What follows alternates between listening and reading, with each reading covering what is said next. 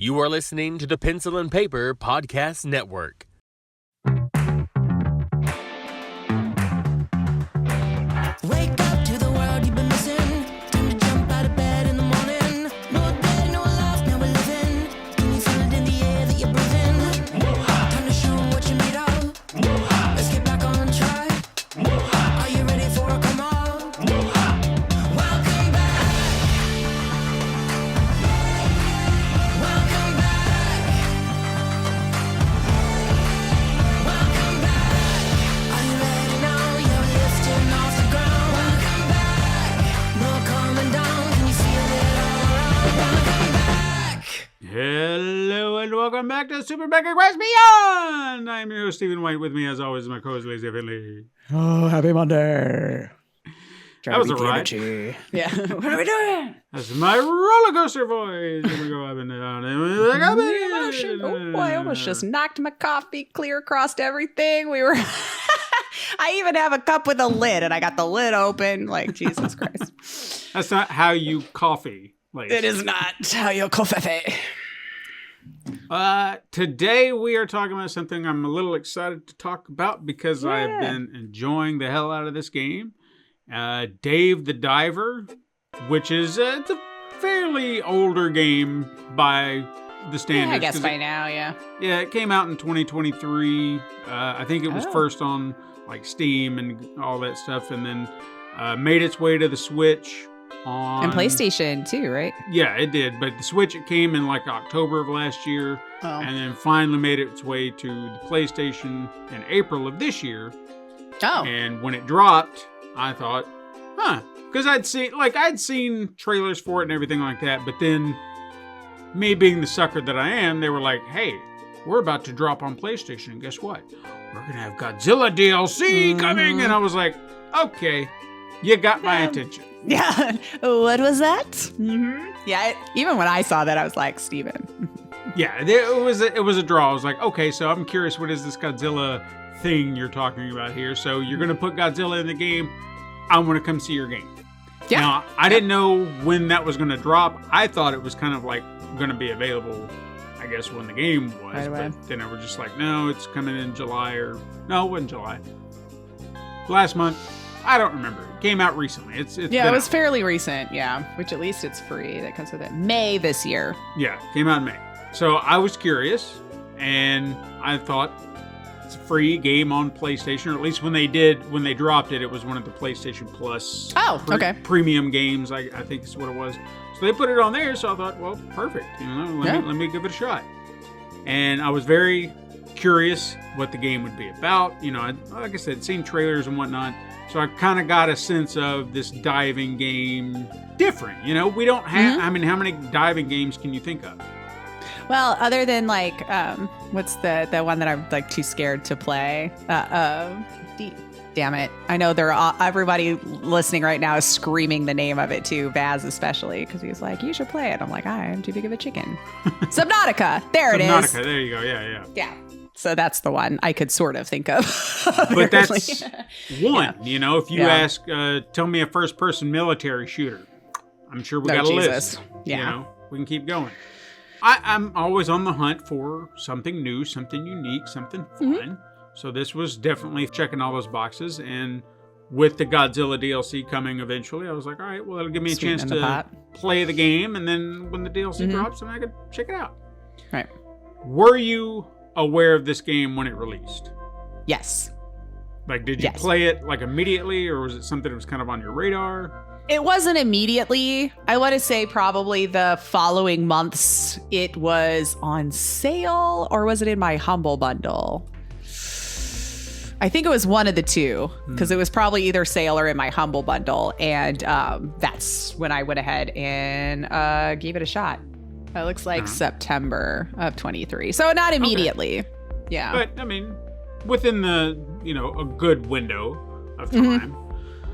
So before all these updates happened. And I know that they're, like, the Godzilla DLC was the thing that drew me in, but I also noticed that there was a secondary DLC called The Dredge, which I guess is a partnership with another game that I'm... Yeah. Like, I looked into it, and it's not quite the same thing, so I'm not quite sure what the It might be the same developers or publisher. Could be. Sometimes they do bundles like that or something. Right. So I do want to touch on that when we get to it, when we actually get into more of the games and stuff like that, because the DLC added some interesting elements to it that I appreciated and whatnot. So, but where to begin with this game? Yeah, it's definitely a unique one.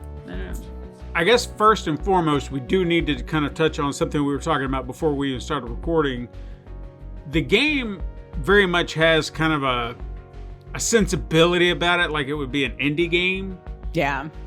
But I think Pixel Graphics does that a lot to us these days too. We just assume. Yeah. But it's technically not an indie game. Like Mint Rocket, I think they are I think if I can dig up their name. Actually, when I click on their name, Nexon is the name of this South Korean video game publisher. That is the one that pops up. So I'm assuming they're under their banner. And Probably. they've done a few other titles: Maple Story, Dungeon and Fighter, Sudden Attack, Kart Rider, just to name a handful that I see right there off the top. There's a whole big thing of the studios. There's a bunch. Looks like they have one that just came out in June too, of 24. The First Descendant. Did you say that? I did not. Third-person looter shooter. So variety of genres. This company has been established for a while. I've never heard of Mint Rocket before now. That might have been one of their company titles that they kickstarted this whole thing. I don't know. Like, I don't know what their goal is going forward or what their games are going to be going forward. But if they're going to be like Dave the Diver, not a bad start.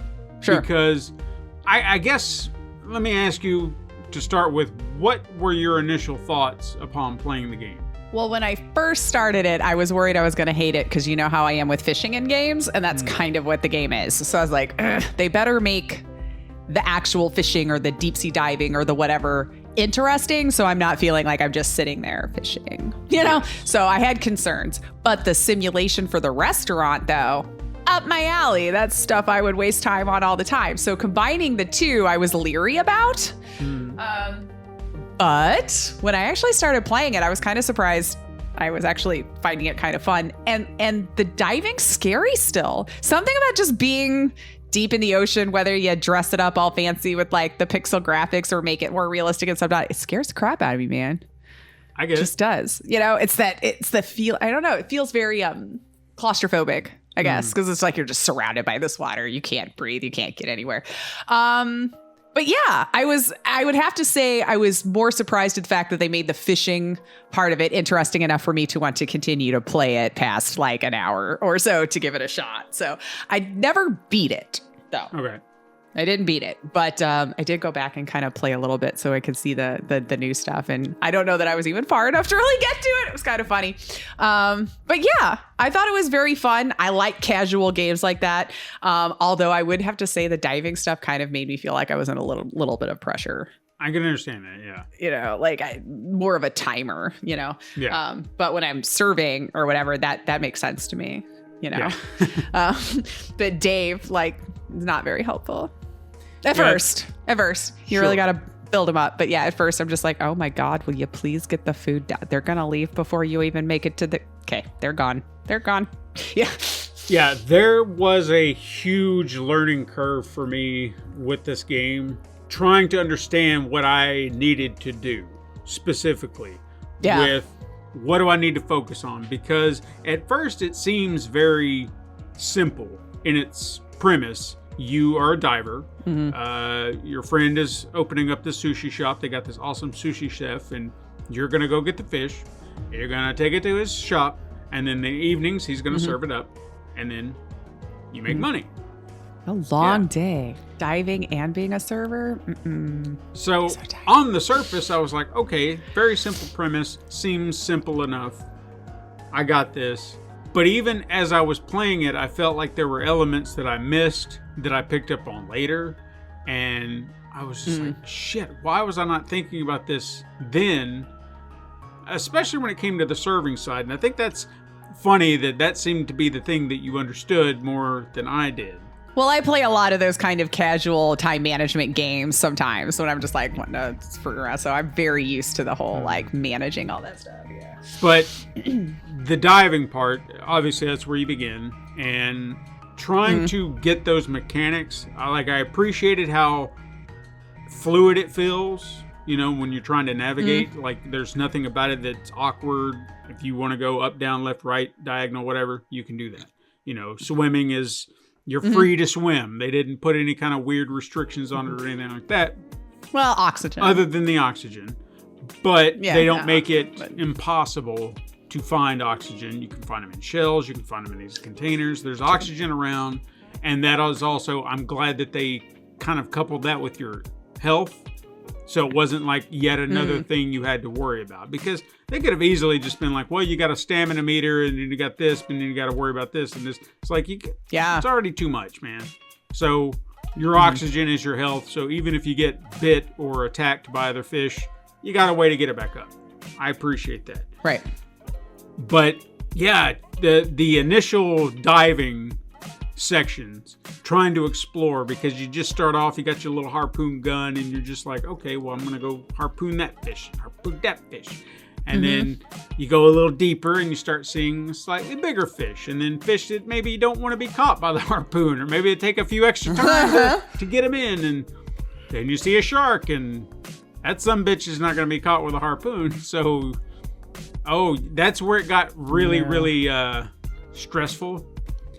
So I understand what you mean, like that pressure, because when you see the shark for the first time, you're like, oh shit, what do I do? And then you just try. Hopefully you're in a situation where you can just navigate your way back out of it. Punch it in the nose. Punch it in the nose. Or did we just learn last week, dapping it up? Dap the shark. But eventually, and even still, like, I have beat the game. I do want to kind of preface that. I think a lot of the times when I'm doing a good review, I haven't beat it, but I have beaten this one. Oh, good. And it's funny from where you start to where you wind up, because I do realize, like, where I'm at in the game now, that I find myself more, I guess, more bold. I have a bolder sensibility when I go after the fish. I'm not afraid to approach a shark. I'm still wary about how I do it, but I'm more comfortable going after the shark. Okay. And I kind of like to have certain tools at my disposal. You know, like one of the things that you can do when you're diving, for those of you who may have not played the game and are maybe curious listening, we're going to talk about the game in great detail as far as all that goes. So hopefully it entices you to go play the game. So as you're not just fishing, you can collect plants, you know, like seaweed, sea grapes, kelp, agar, whole nine that you'll use for your recipes. Then you can also find like these weapon caches that'll have like upgraded guns or blueprints that you can then use. You can have a shotgun, rifle, sniper rifle, grenade launcher, dart gun. There's a lot. There's a net gun, which technically has become my primary gun. I will say that for a lot of good reason I'll get to. But you have all these things, and then while you're down in the water, I think there are even yellow cases that'll give you like little oxygen tanks or little motorized scooters, like that you can. I was just gonna say the little looks kind of like, what was those things that do you remember? I know them? what you're talking like about. It was like a red seat and it had the handlebars and you just kind of scooter or something. Anyway, this is kind of what it reminded me of, like holding on to the handlebars and just getting taken along. Sit and scoot. Sit and scoot. I don't know. So it's a little something that gives you a boost in the water if you need it, which is a very very handy tool when you are fighting a shark. I will say it helps you kind of ease out of the situation faster. I would dead cells it, like run to one of those areas that, like, you know, that's like your fast travel, and just be like, come on, and then I'm out. And then while you're looking, not only do you get like gun upgrades or whatever, but you can also find like harpoon tips. So sometimes they're poison, sometimes they have a fire element, sometimes they have like a shock element or a lightning element. So those are a tranquilizer element. It's always the one that I always look for or hope to to get, because I feel like I can navigate that just a little bit better, especially when I'm trying to hunt for something. I want something with a trank, and I don't want to take a trank gun all the time, but if I got a trank harpoon, I can just hopefully pop them one good time, and that's that. And then I don't have to worry about shooting and killing them, because the sniper rifle with the darts, it gets tricky. At least I found it to be tricky. Yeah. So you have all these elements that will eventually help you as you progress. You know, you kind of build all this stuff up. And at first it feels like it's going to be, and I feel like this is common with a lot of games, when you're trying to earn money to build things, you feel like, it's going to be a slog. It's going to be difficult. But if you know what you're doing, it comes into perspective a little bit clearer on what you need to focus on first. Then you'll start making all the money. That was the thing that I didn't realize early on. So the fishing part of it, I guess I want to try to break it down into different elements and sections. So the fishing part of it is where you're going to spend a majority of your time for both the morning, the afternoon, and then there's the evening you can do a swim, but I don't want to say it's discouraged. It's more like you're going to lose a third of your night at the restaurant. Yeah. And I feel like that's only when you need like the special stuff that only comes out at night. So you might rationalize giving away a restaurant evening to get the special thing. One specific fish that you'll see all the time as you're diving, but you'll never actually be able to catch until nighttime, or at least I haven't found another way to do it. If there is, I'll have to look into it. But moray eel. They'll stay in their little caves throughout the day, and you'll kind of see them. They'll snap at you if you come too close. But then at night, they're out and about, and you can capture them and take them. So if you want that dish, you're going to need to do that. So again, a lot of your time is going to be spent doing the diving. There is a story element where you meet some sea people and whatnot to kind of keep it fun and interesting and whatnot. It's a nice little story for what it is. But I don't want to say like, it's whatever. It helps progress the story. I don't want to go too deep into it because it is what it is. It's just kind of an interesting element to the game. But you'll progress through that. You'll get to different levels or areas of the ocean where you can go deeper, or different areas with different fish. And this is how you accumulate all your fish and research new recipes for your sushi restaurant and all this stuff. Fun so much. And you have like a grid, almost like Pokemon cards, that show you which ones you've caught, the grade level in which they've been caught, because that's the other thing they do too, which I don't know if you felt this way, and so you let me know if you sensed it at all, but I never felt like the grade level of the meat changed anything as far as what I was doing in the restaurant. You know what I mean? Yeah, like, did it give them bigger tips or something? Yeah, it didn't seem to, not that I remember. I may not have been paying attention to that little element, and it could be, like you said, it could, a price difference, you know, this was made with 2-star meat and this was made with 3-star. Maybe there was a tip, maybe there was some extra money. I don't know, but I never noticed. Yeah.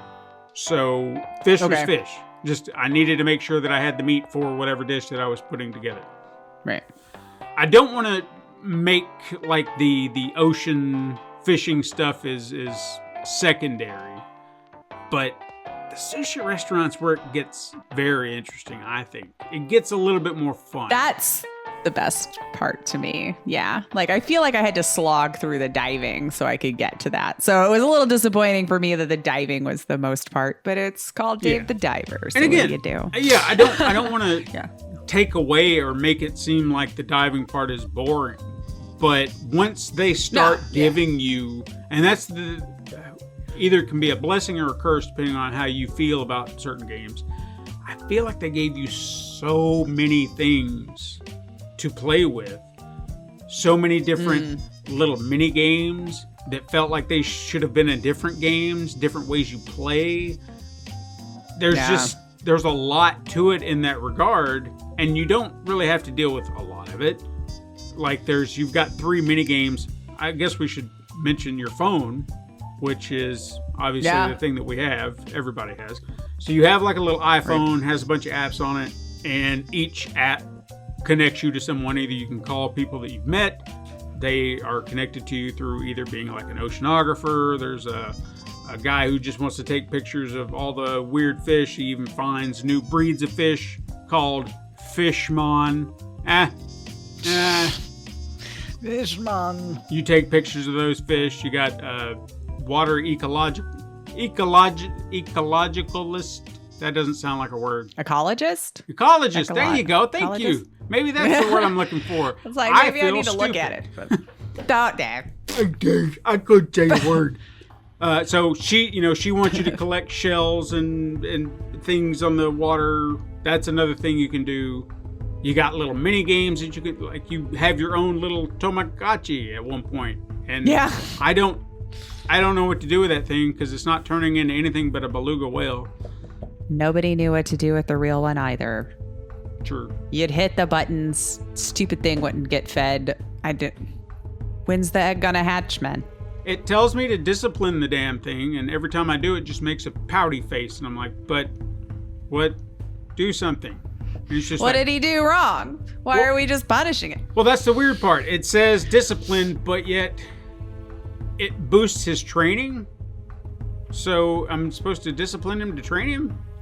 So being mean toughens him up. That's the way it seems. And I've tried to find a balance to it to where I start with a game, then I give him a snack, then we discipline, give him a snack. I don't know. I don't know if there's a right or wrong way to do it. I really don't. So yeah, it's whatever. But you have a lot, and then your phone, like I said, has all these. You can keep track of your fish. You can keep track of your other quests. You got games. You got your restaurant. You even have like a Twitter-esque, or I guess it's more Instagram-esque app on your phone where you get to see pictures. People are like, look at this sushi. I can't believe it. And then you can like giving the reviews. Yeah. So that kind of has like a little bit of element. A Yelp.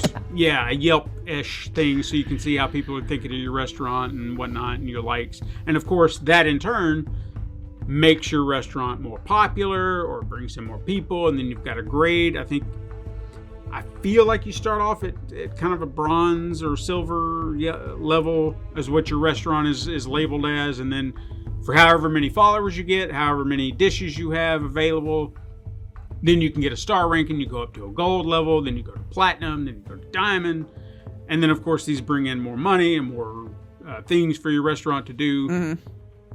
There's a lot to it. Now, when you think about it like that, all you've been doing at the beginning of the game is just delivering fish. Mm-hmm. That's it. You're just the fish guy. But then they're just like, well, maybe we need to have our own fresh rice. So maybe we ought to start a farm. And they're like, okay, well, that's something new. Then you also have this other guy, or the same guy who's talking about the farm. Well, maybe we should have a fish farm. What about that? Okay, so now we're adding yet another element. Then you have this woman who comes in and grades your restaurant. She's like, you know what you ought to do? You should expand. We got to do that thing now.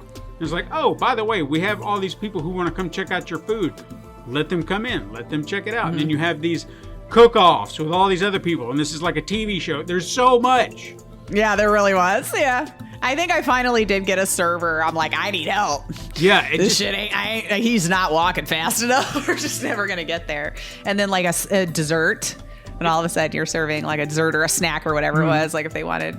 Yeah. And some of this comes into play with the story. Some of it are just like these oddball little side quests that kind of show up.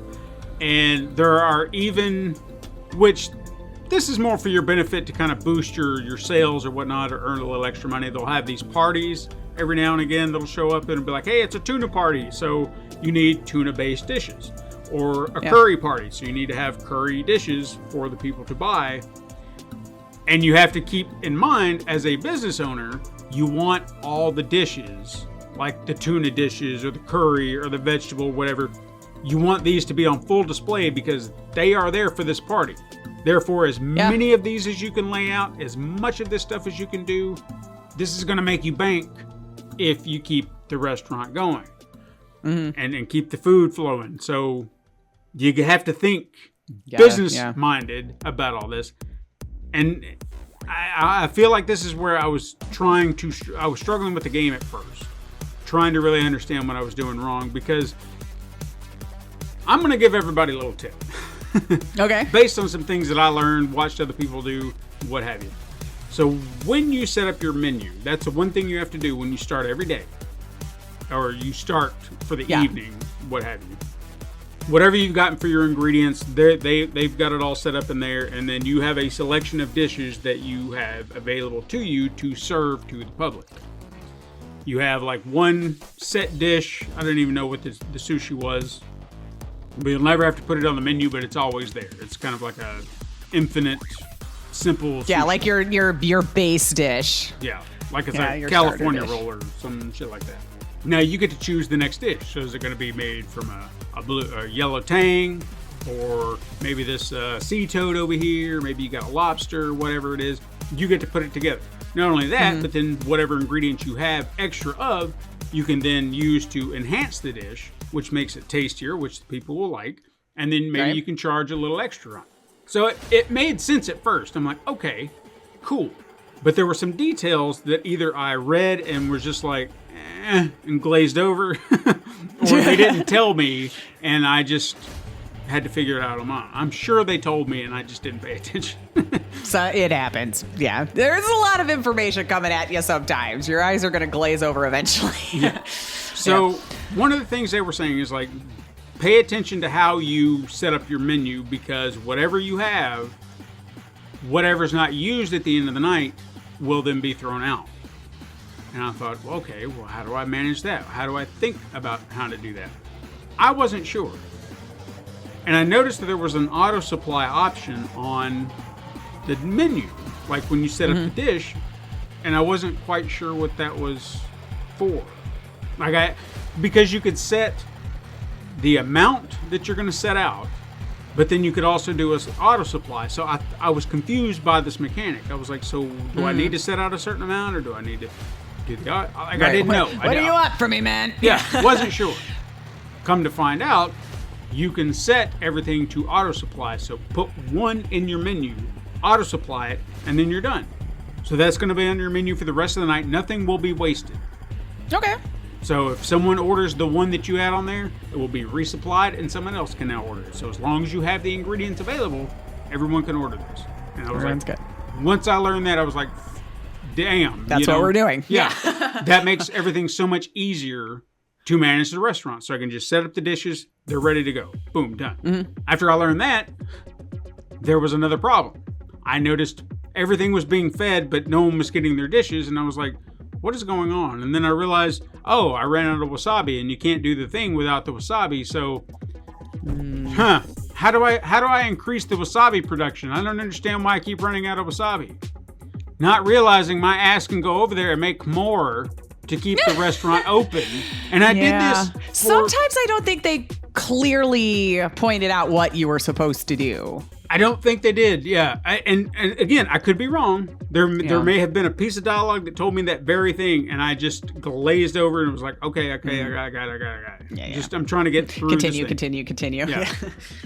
So when I learned that, I was like, are you shitting me?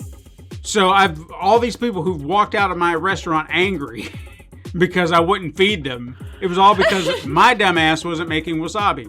Shit. So All of them are looking at it. It's right there, man. Yeah. If you would just... it's like, how dare they? I just don't understand. They're just walking out angry and mad and shit. So that changed everything. So once I figured that out, my restaurant has been booming ever since. Nice. Because I finally found this nice balance. I hunt shark like an insane person because they're worth so much more You really that I'll go after that meat, boy. I want every inch of it, because I'm going to put it all on the menu, and everyone's going to be paying 500 gold pieces or more to get my shark meat, baby. But there is this one tuna platter that I've been trying to put together, and I feel like there's so much for it because you have to have like 3 different types of fish plus rice, and it's a big platter. It's worth a lot of money. And I wish I could just have everything I needed for that regularly. And I know the fish, and they're just like, well, why don't you go get them? It's not that easy. You know, one of them I feel like is a little harder to find than the others. But then trying to collect all the, it's a lot. There's a lot. There is a lot. Yeah. And I don't know, just once I figured that out, fixed the whole restaurant scenario. But Before I walk away from the restaurant, I do want to talk about some of the animations that happen throughout the game. Because this is some of the funniest shit that I've seen in a game in a while. Like the sense of humor they have about it. It makes me, just brings me such joy. So one of the things you can do in your kitchen is your head chef, Bancho, you research new dishes. And every time you research a new dish or you go to enhance a dish, there's a little cutscene where he's, I guess, getting into a zone or whatever about he's about to do this magical thing. So 1 minute, I think the very first one I saw is he had like earbuds, and then you saw him kind of turn up his music, and it's and then you just see him kind of chop it to the beat, and then even takes the wasabi and goes whoop, whoop, whoop, whoop, whoop, whoop, whoop, like that. So they're just turning it into a little, silly little song thing that he's kind of doing. Oh, in restaurants sometimes we'll be doing that so we don't go insane. Understandable. Yeah. There was another one where he looks like he's meditating, and it's just like this big spiritual awakening for whatever flavor that he's just unleashed. It's so good, though. But one of my favorites, and I think this is an enhancement animation, is he's sitting there with his knife, and you see him sharpening it, and then a little leaf or piece of paper floats around, and you just see him slash it. It's a nice clean cut, and it's just like a big samurai pose. And then you're not seeing it at first, but the camera just starts to shift ever so slightly to your left, and then there's a fish in the tank behind him, just like this terrified look. And I'm just like, that is so silly, but I love it. Yeah, it's glorious. Yeah. So it was just little things that they would add to these animations, whether it's just to amuse you or to enhance a situation. I remember through some of the competitions, because as we kind of mentioned before, there will be these competitions that'll show up in your restaurant. Or even if it's not a competition, maybe you bump into somebody who just be like, oh, I'm looking for this particular dish, and it's got to be made from this, this, and this, and that's what I'm looking for. If you could help me out. So you're giving a task to create this dish for a person. They'll give you a list of ingredients. Go out there and find them, put it together, and then of course when it hits their mouth, they turn it into this revelation, like, oh my god, like they've just had this. Never had anything so good. Yeah. Flavor awakening, unlike anything they've ever experienced in their entire life. And some of like those, a Japanese game show, kind of, like where they just like back. It's just like it's to the 1,000,000th degree. Yeah, everything about it is just like overblown, but in all the best ways. Like, sure, yeah. I'm trying to remember this one, and I can't remember it for the life of me, but it made me laugh so hard because this guy's face and his reaction was just like, oh, like he was just having the biggest freaking orgasm of his entire life from the flavor bomb in his mouth, and it was just like, I don't know. I can't even remember who the character was, but it made me laugh so hard. It was pretty funny, yeah. I don't know if you remember this little bit from the game, but I got a kick out of it. So the farmer that you meet, who opens your fish farm and your actual farm, that's another mechanic of the game we'll get to in a moment. He has a son that he talks about, and then we find out his son wrote this really bump ass rap song called Hot Pepper Tuna, and Hot Pepper Tuna was apparently this dish that his mom made him when they was younger. It's just like hot pepper tuna, hot pepper tuna. So there's a song in this game called Hot Pepper Tuna, and this little, I don't know what the hell to call him, just some silly looking, like he's just, know the type, boys. Yeah, what's up? A bro type. She's like, sure. I'm just cool, man. My hot pepper tuna, and. You eventually make his dish, you make his day, and then he decides he's going to help with his dad on the farm and whatnot. It's just kind of a nice little way, but it's silly little characters like that you'll encounter throughout the entire game. Mm-hmm. The farm element, let's talk about that. Because again, as I mentioned, there's so much to this game.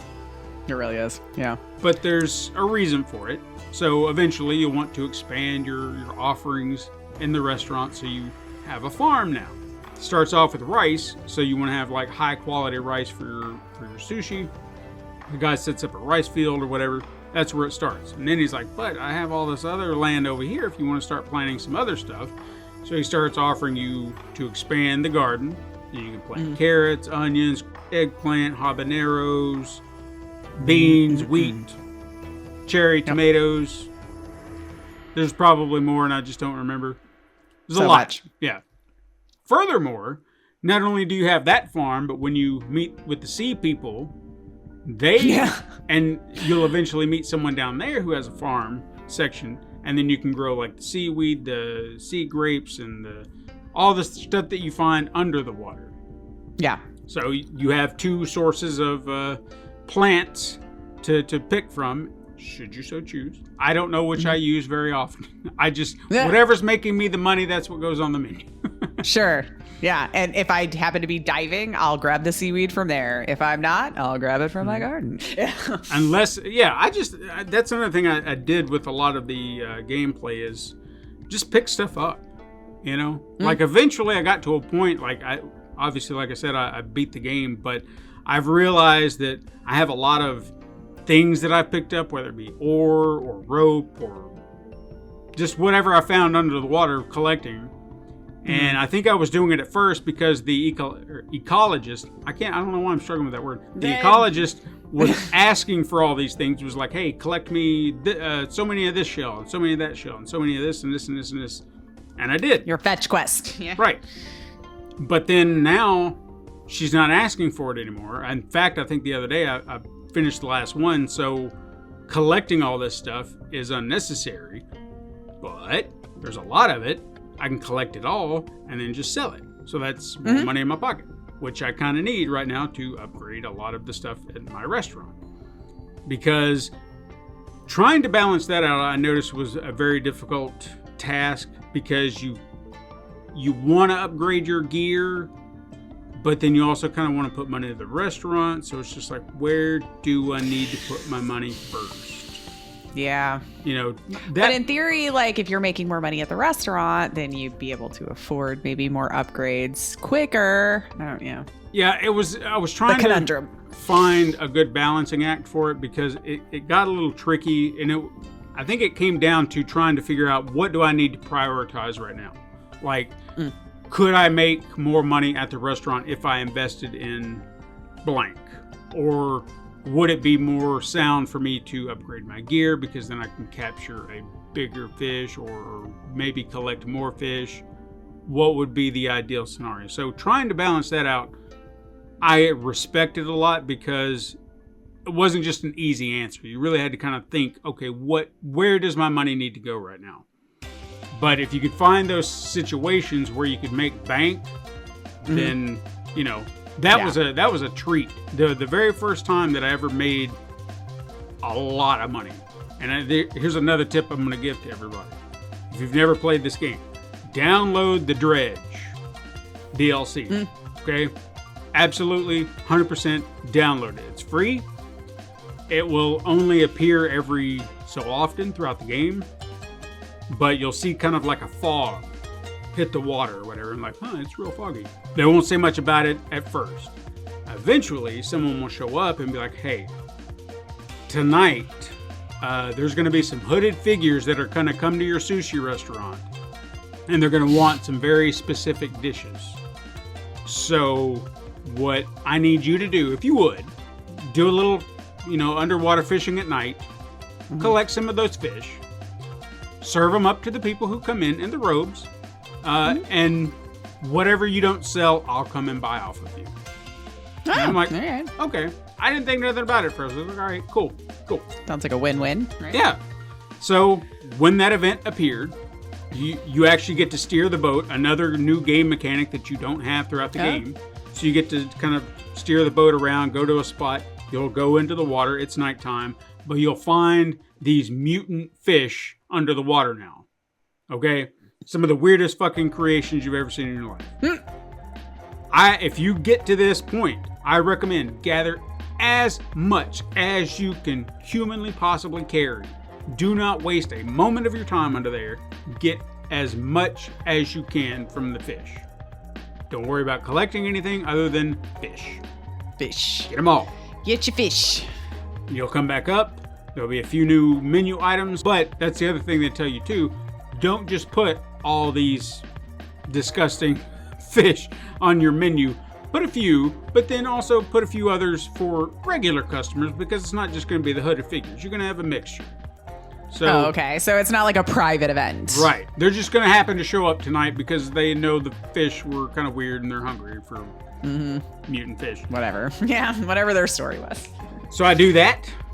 I make a killing that night. I think I made like 10,000 gold coins, or we'll Ish. say dollars, but it's gold, whatever. Great. So I made like 10,000. I'm like, that's a pretty good haul from that.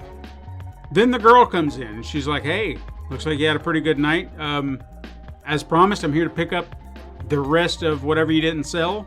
So let me see what you got. Okay, well, here's your cut. 16,000 on top of that. And I was like, Ah, oh shit.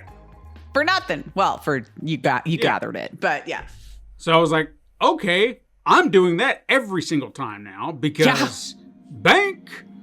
Yeah. So yeah, get the dredge, do that stuff. Whenever that event shows up, go to town, man. Get as much as you can and make bank, because the next day it was just like, I don't even know where to begin. You know, Yeah. my bank account is full right now, and I need to figure out where I need to invest. Having those moments like that where you can have those parties or anything like that, such a tremendous joy to get that and be able to invest in all your stuff. Because at first, like I said, it feels like a struggle. Like you're trying to get enough money for this and you're trying to get enough money for that. Especially when it came to like decorating your sushi bar. Like I felt like if I wasn't investing in it and making it look pretty or trying to make it look interesting, that was also kind of affecting my business. You know what I mean? So I wasn't. Yeah. Aesthetically pleasing goes Yeah. into it as well. Yeah. Yeah. So I was worried. I was like, so should I be trying to make this place look a little nicer? So I did invest in little things here and there, but I wasn't sure if that was worth it or not. I can't remember. Did it have something to do with maybe their patience level? Maybe. Because sometimes, like in most games like that, if you improve the decor, usually they're a little bit more patient if you're running behind or something to that effect, you know? Yeah, in saying that, when I was looking at some of the things that I was going to replace or add to the area, I was trying to think of, all right, well, what would I want? So depending on what the decor was, you know, because they have some that are a little bit more modern, something a little bit more Art Deco, something a little bit more Asian themed, I guess. You kind of base like what do you want it to look like, and then do you want to put a plant here? Do you want to put like a little lucky cat or something like that over here? There was even an option for a Wi-Fi router, and I thought everybody's going to need Wi-Fi, True. so I put it on the wall, just thinking, you know, maybe through some, like you said, aesthetic. This is what people are going to want. This is what's going to keep people calm. So if they have internet access, they'll They can just flip through TikTok while they're waiting, right? So there's little logical things like that I was thinking. Whether or not it mattered, I don't know. But Yeah. I just thought, why not? You know, this seems like the thing to do. That was one element I was never sure of. I'm kind of okay with the way my restaurant looks right now, even though I wouldn't mind seeing what the other decor is, because I've yet to reach diamond level. And once you get to that top tier restaurant level, I'm very curious to see what other decor options are going to offer up. Because what they've offered up right now, I'm like, all right, I mean, it's okay, but what more could you offer? You know, how fancy can this restaurant actually get? Yeah. So I'm not 100% sure on that, but I'm looking forward to seeing what the other options are, and maybe I'll invest. Who knows? Like Yeah. right now, because of certain DLC, I now have like a Godzilla statue on the left side of my. Sure you do. Yeah, of course yeah. I do. And course, yeah. my boat is Godzilla themed as well. Oh, nice. So- did you get a picture with them, like a selfie? No, unfortunately, I did not. Like the DLC, also free. So none Yeah. of these DLCs that have come out you have to pay for. And it's They're usually on absolutely sale quite a bit too. I heard people complain that there wasn't more to it. You know, it seemed as though it was almost like a side quest episode of Dave the Diver. So Oh, like the DLC you're talking about? Yeah. Oh, okay. So to kind of break it down, how it worked is, I can't remember what specific date it happens. I think once you reach a certain chapter, like chapter 5, I think is what it was, you get to that point, you'll go up on your boat, or one morning you're getting ready for your day, and somebody from G-Force comes up and is like, hey, we've had some weird sightings. We're kind of tracking something here. Maybe we kind of need your help or whatever, if you wouldn't mind. So you start to do a little investigating for them. Then eventually you find out that Ebirah, which is this giant prawn, has made its way to the blue hole, and Godzilla is going after it. Now, Godzilla is apparently sleeping down below under the deeper depths, and you can find him. Like, that was I think the very first thing they wanted you to do is track him down, find out where he's at. And when you find where he's sleeping, he wakes up, looks at you, roars in your face, and then goes back to sleep. It's like, you're not worth my time. Yeah. Okay. You'll go back, you'll tell them everything that you saw, so eventually you get into a mission where you get to go into the little diving machine that she has, which looks like a Super X, which was a flying machine in one of the movies. Just a little tidbit there.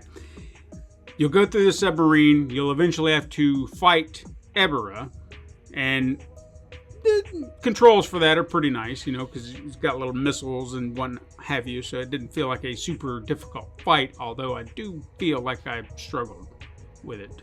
And I'm trying to remember what it was. Felt like there was a bullshit move that he kept doing, and I was like, I don't like this. I'm getting mad. Could have been a wonky mechanic, too, that they could have just, polished a little better. Sure. But eventually I got through it. Then Godzilla comes out of the water as Ebirah comes out of the water. Then you come out of the water and it's like, oh shit. And then it turns into a clash. So you get to play as Godzilla fighting Ebirah. You beat Ebirah, and then they float away. Like, Godzilla walks off into the sunset, and Mickey from G-Force is like, thank you for your help. I'll see you later. And then that's it. Now, it seems very simple. Yeah. The other thing that they do add in is you can find these little figurines under the water in certain areas, and it's like of a Godzilla character. It'll give you a little background in it if you open it up in the codex, and then you can even press the button to hear their roar. So if you just like doing that and pressing that, you just hear me. Just kind of, I do that. Just playing around. Play with your toys. Yeah. But I got the statue for collecting all the figurines under the water, and it will take you the entirety of the ocean to find them all, like from top to bottom. So I doubt I would find them all. It's you practically swim in these areas. You'll eventually come across it. Like, I would agree with that. Like, I think the very last one that I had to go after, I didn't see it initially, but I also wasn't really actively looking for it because there was a lot going on. So it was just like, well, I'll come back later and I'll try to see if I can hunt it down. It didn't take me much time at all. I just eventually found it. So they're not hard to find. You just have to do the searching for them. And then that got me, like I said, the statue that goes in my restaurant. I think the initial mission of Godzilla and Ebirah fighting, once that whole thing ended, that's where I got the boat skin. So you got a little something for it. It wasn't just a know-nothing DLC. You got a free boat skin and a free thing for your restaurant. And you got to see Godzilla. And it was free. Yeah, and it's free. Like, if you made me pay for it, I might complain a little bit. But if it was free, I just feel like that's just something extra that I get to do now. Yeah, and that's why I didn't complain about it. I was like, okay, well, I didn't pay a dime for this. And it was just nice for the brief moment that I got to see Godzilla on screen. Cool. I'm not complaining. That's my expectations. Yeah. Yeah. They were met. So I don't know why people were complaining about that, but people complain about everything. That's true. But I thoroughly enjoyed it. I enjoyed that part of it. I talked about the farm, right? Yeah. All right. Well, I mentioned a little bit. Yeah. Talked about the rice paddies. Like I said, you can also do 4 rows of actual to plant all your other vegetables that are not rice. Whatever. Like a standing garden planter or something. Yeah. So once you kind of get those set up, you can also, like, they'll start you off with a watering can, but you can eventually invest in like a sprinkler system, so you don't have to worry about watering them. And then I talked about the hot pepper tuna kid. He's the son of the farmer guy. He will then come and start working there, and he brings chickens to the yard. Nice. So you start off with like 3 little chickens. They're going to start producing eggs. Then you can get a feeder, that was another thing that I honestly don't remember hearing anyone say anything about. Because the feeder, I just thought it was there. You know, it's like, okay, well, he's got that taken care of. You got to buy him food. I didn't, like, for whatever reason, I was just like, what the fuck is going on? Like, my eggs production went down at some point. Yeah, and I was like, what's happening here? And then I saw some little message that said, feeder is empty. And I was like, what do you mean feeder is empty? So I went over there and just like, pay money to feed up or to fill this up. And I was like, God damn it. Okay, well, here's your food. And now they've been producing eggs like, you know, yeah, all the you time. feed living things and they thrive. It's weird. It's amazing. It's who knew? Who knew? So yeah, you got this whole farm there. You got your rice, you got your vegetables, then you got your chickens. That's a whole thing. I haven't even gotten that completely upgraded yet because Hot Pepper Tuna Kid, He's he taking a lot. He came to me.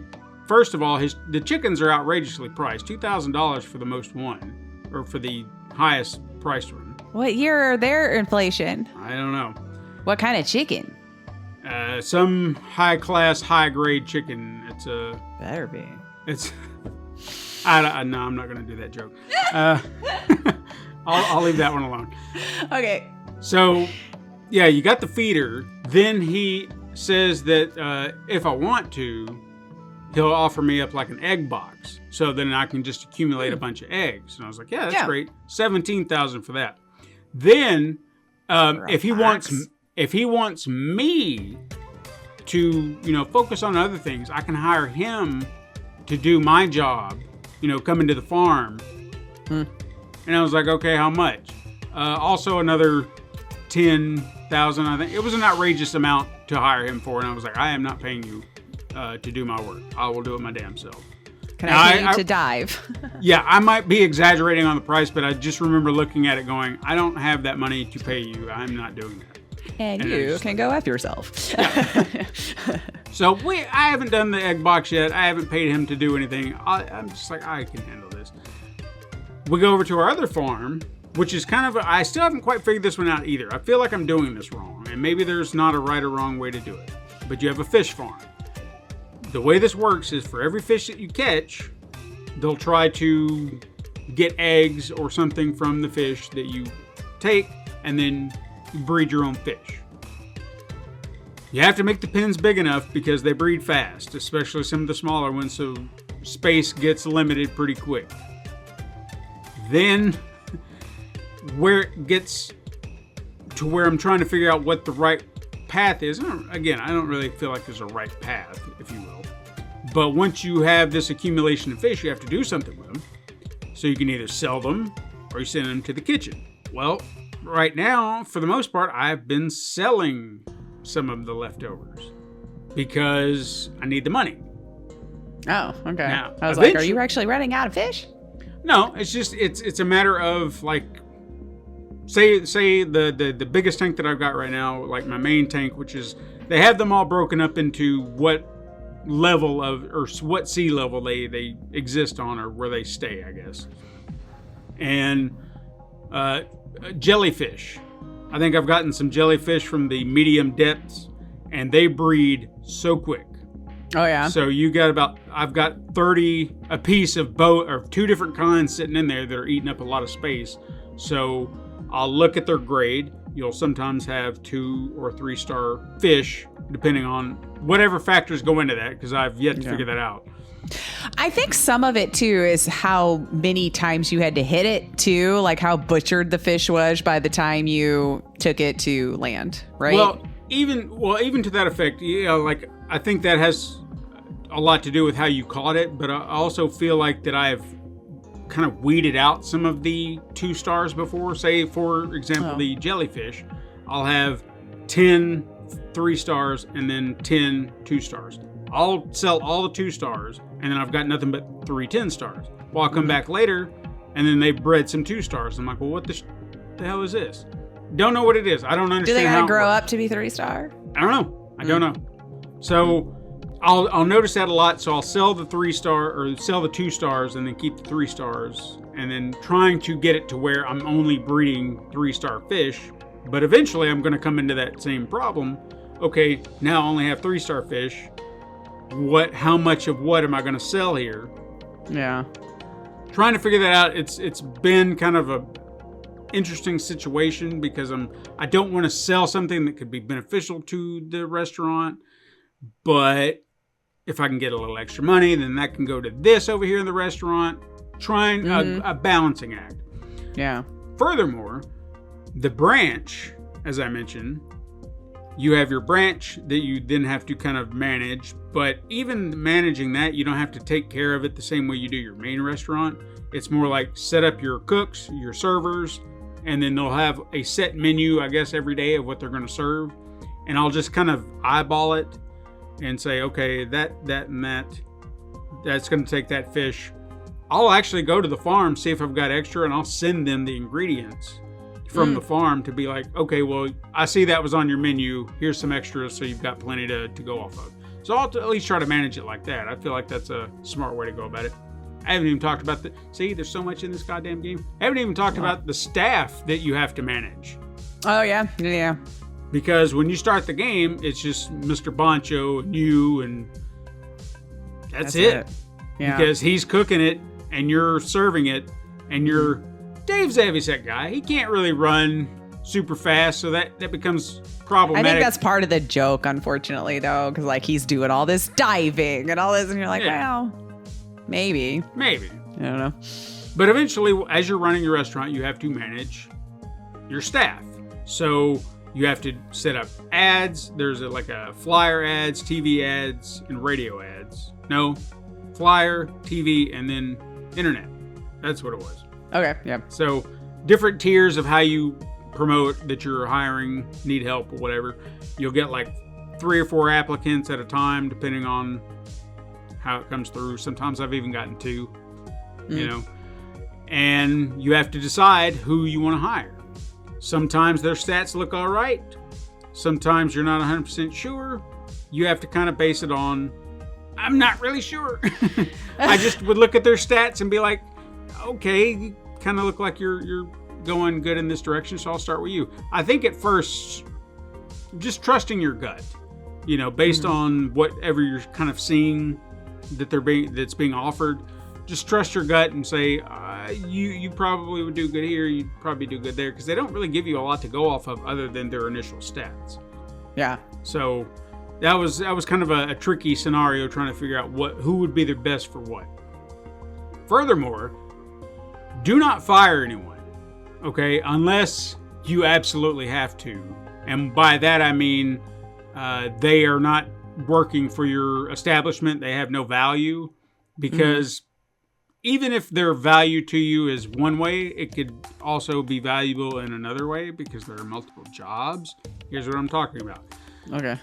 So I hired one girl first up, and she was just the mopiest, like, I can't, so late, why I'm at work, blah, blah, blah, blah, blah. And I felt like, okay, your attitude's going to affect, you're a server. And you're serving my people. So if you have that attitude coming in here, I don't want you really serving. So I don't know what I'm going to do with you, but I don't have the money to hire anyone right now. So I guess I'm stuck with you for now.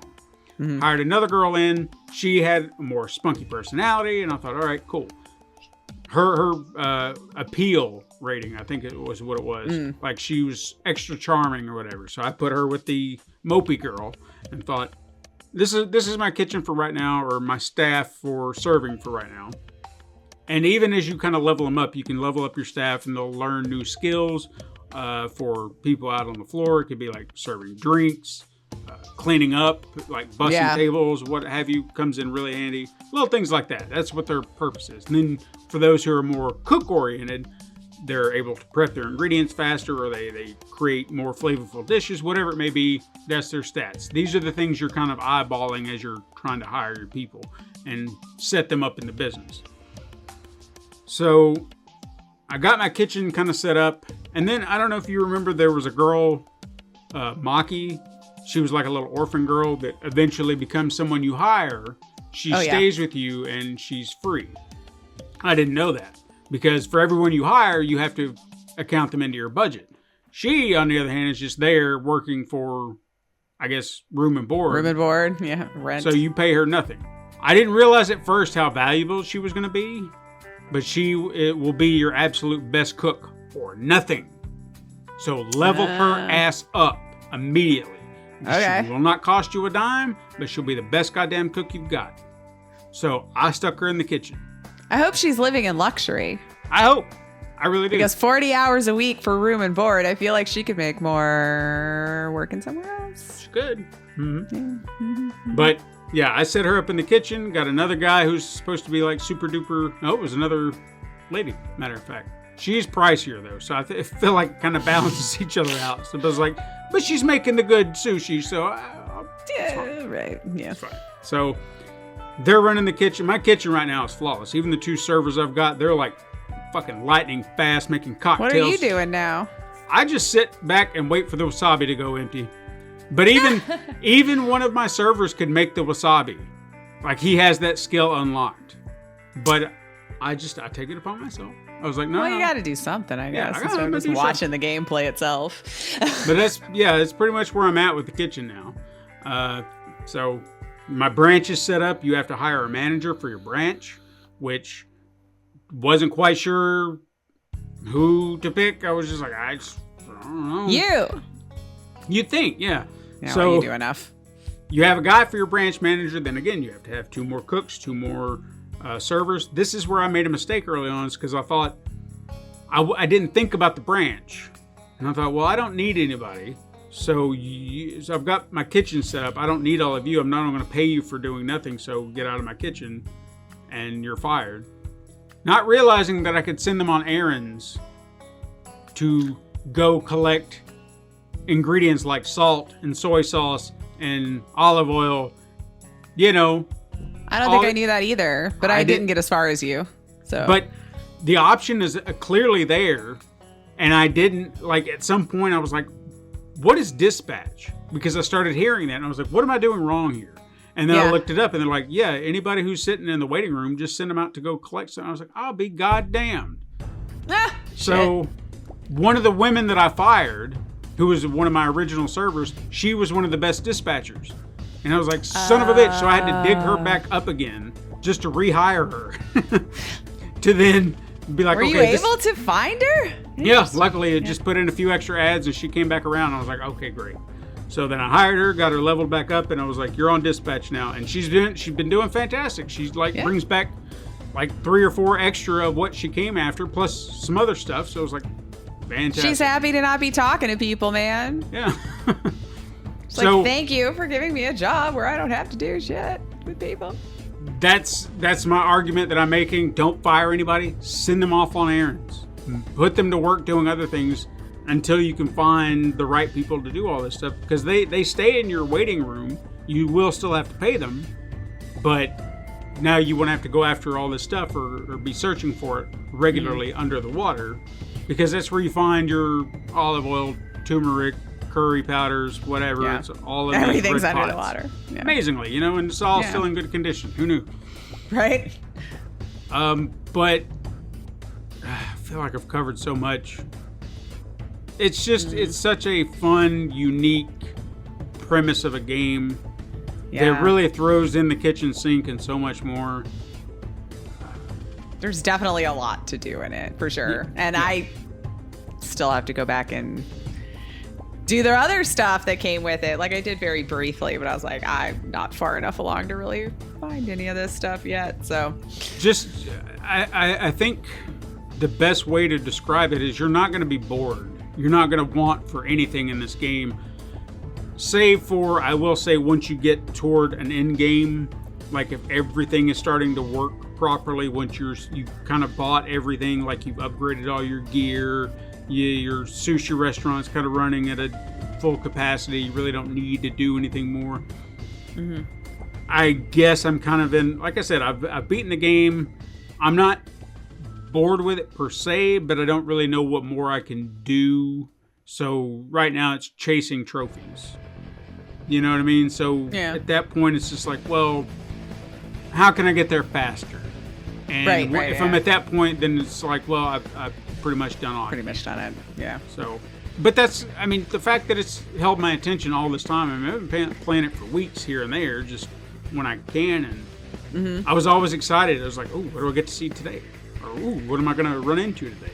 Like, Yeah. I just found a seahorse the other day that I have been searching for since I started. Nice. You know? Pissed me Yeah. off. I was like, where have you been all this time? And now I find you, you little shit.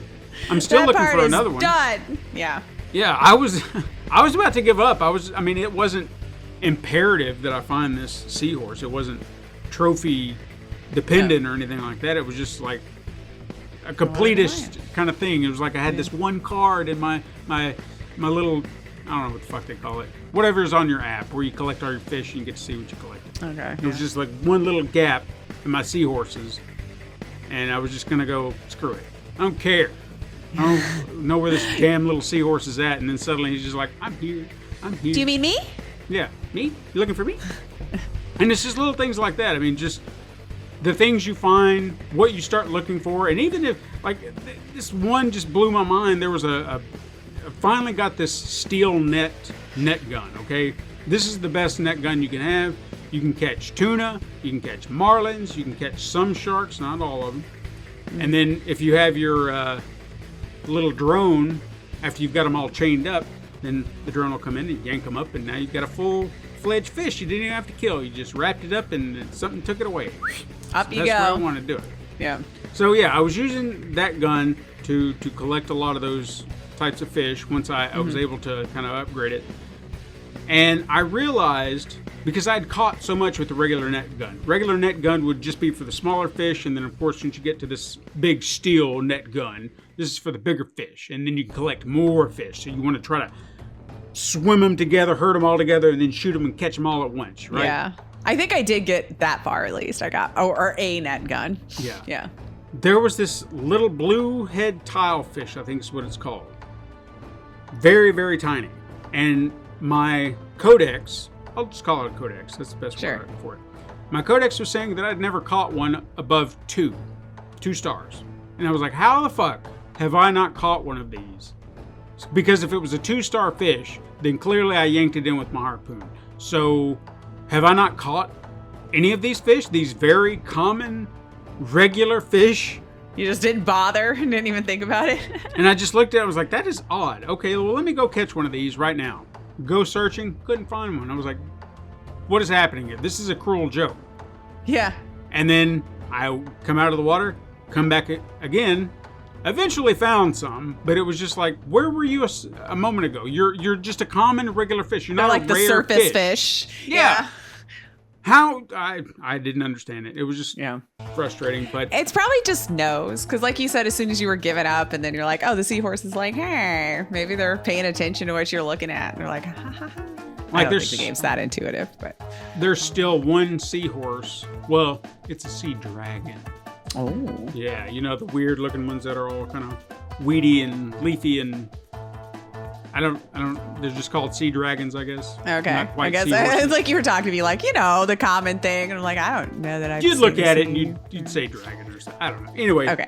there's one that I still haven't found, and I've been trying to find it, and it's, I guess, the rarest of them all. But you have to find them in a particular rock formation, like some things that you can mine, and then that's where they'll be. Well, can you find those regularly? No, of course not, because now they got to be super rare. I'm probably not going to find that damn thing, but I want it. I want it. I don't know. I feel like you would.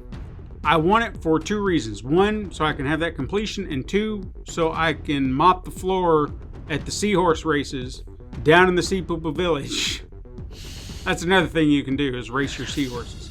And I've won them all except one, and I need the super fastest one of them all, and he's going to be it. The Crimson Dynamo is what we're going to call him.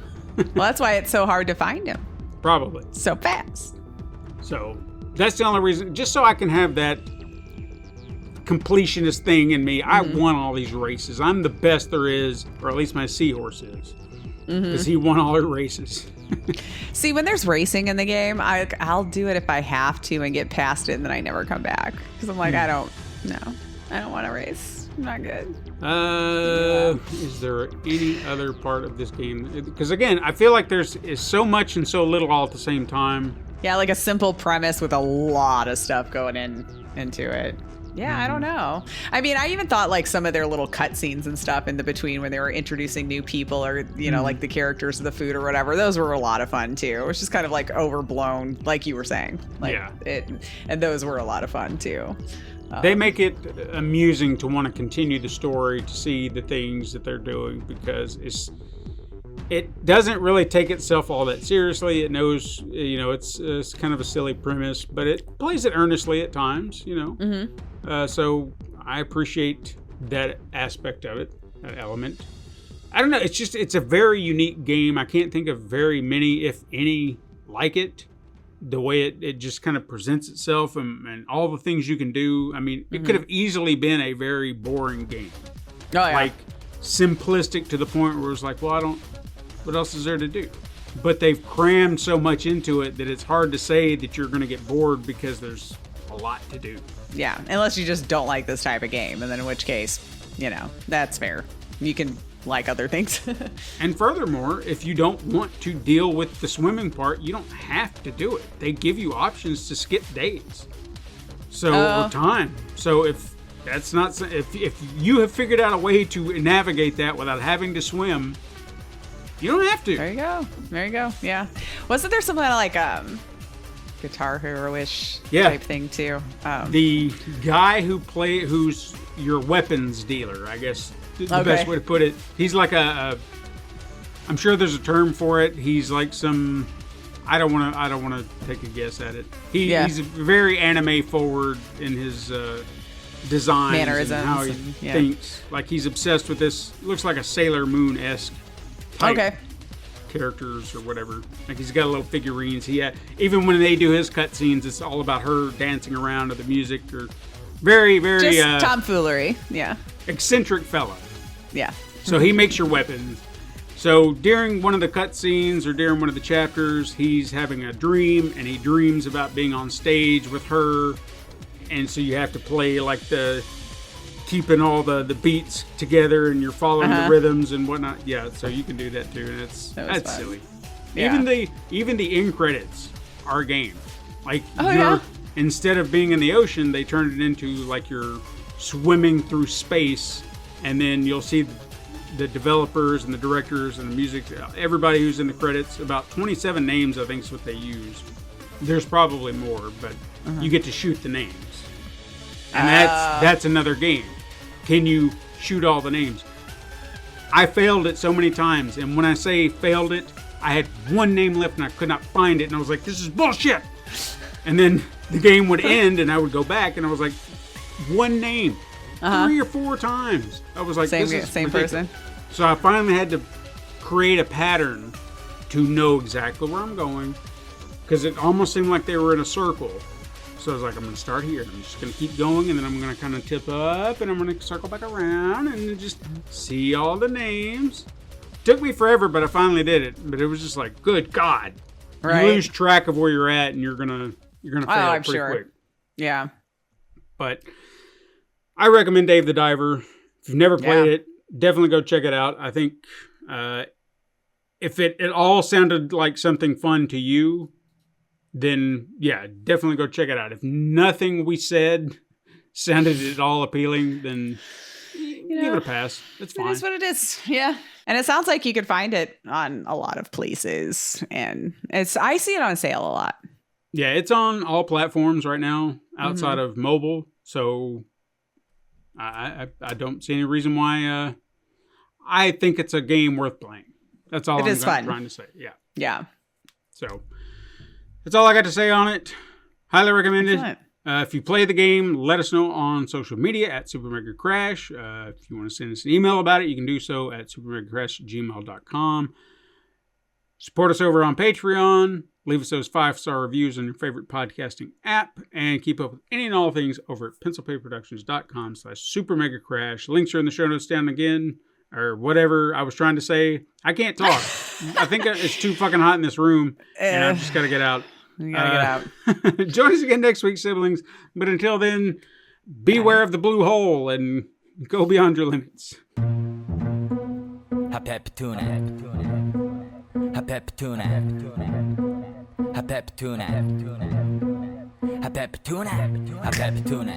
페페투네 페페투네 페페투네 페페투네 페페투네 두 손 모아 찬양해 페페투네 페페투네 페페투네 페페투네 페페투네 페페투네 페페투네 너무 좋아 페페투네 페페투네 This has been a Pencil and Paper Podcast Network production.